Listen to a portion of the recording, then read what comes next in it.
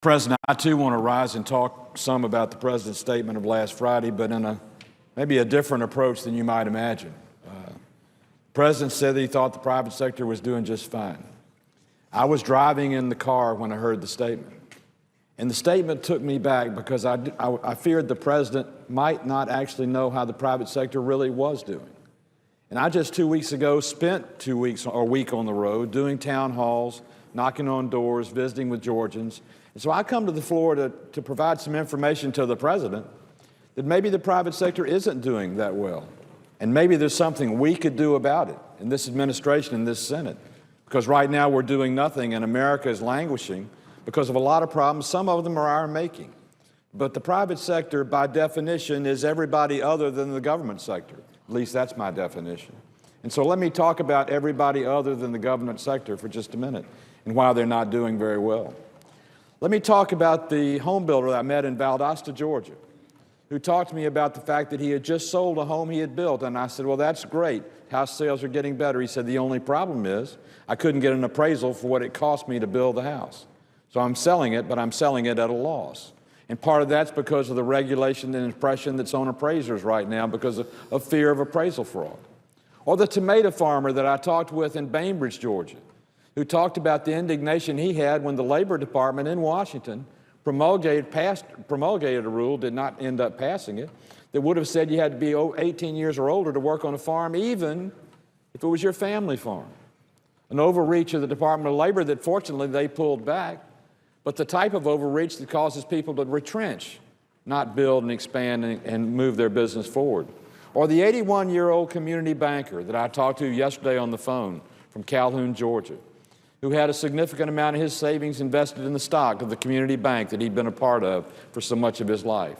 A community bank that's now under a cease and desist letter with the Federal Deposit Insurance Corporation and being managed under what's called a cease and desist order, which means the FDIC is basically running the bank or limiting its parameters. And the bank is slowly but surely dissipating its capital base until it gets to 2%, and then the feds will come in and close the bank. We'll transfer its assets to a bigger bank. We'll give them an 80% loss share guarantee, and the bigger bank will foreclose on the property, sue, and move forward. In fact, what was intended by Dodd-Frank to reduce too big to fail and empower smaller banks has done the opposite.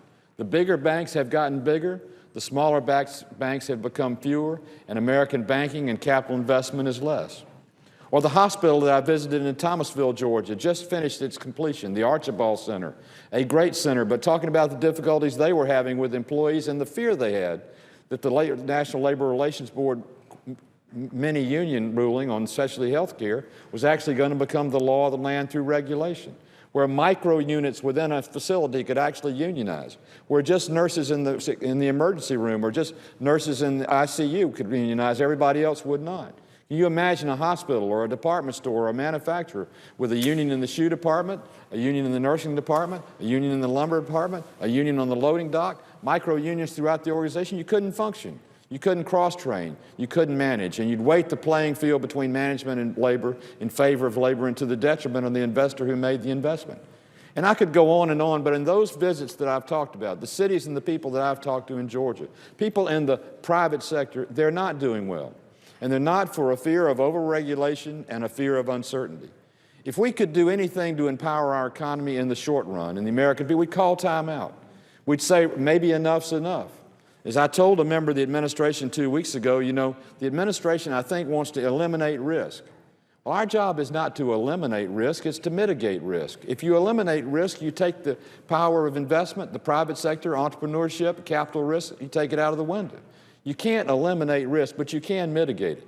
So let's get back to mitigating risk, making sure we have a safe workplace, but at least a workplace where capital investment can be made. Let's make sure we mitigate risk in banking, but not so much that we suppress and choke out the small family banker.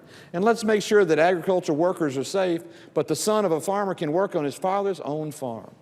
Let's make sure that we're not overreaching so far that we're making the private sector's plight worse than it already is today. So my message to the Senate and to the President of the United States is the private sector is not just fine. And though it may not all be of government's making, part of it's of government's making. And we're making it worse. We're trying to run a country that's based on the three-legged stool of legislative, judicial, and executive branch on a two-legged stool of regulation and through the executive branch, and judicial regulation through the judicial branch, cutting out the legislative branch. You know what happens to two-legged stools? They fall over.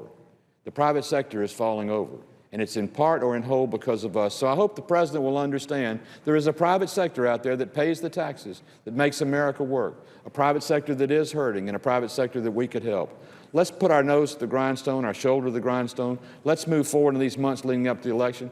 Let's change some of the overregulation. Let's change the paradigm. Let's empower the private sector, not just accept that we think it's doing just fine. And I end with this. The front page of USA Today.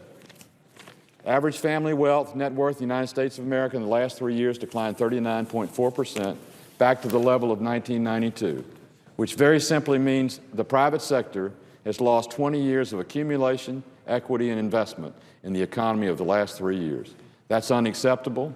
It's why we have the depression that we have in the country. We need to get our shoulder to the grindstone, make it work, empower the private sector, and once again let the private sector be just fine again because of empowerment of the private sector, entrepreneurship, and capital investment. And I yield balance of my time.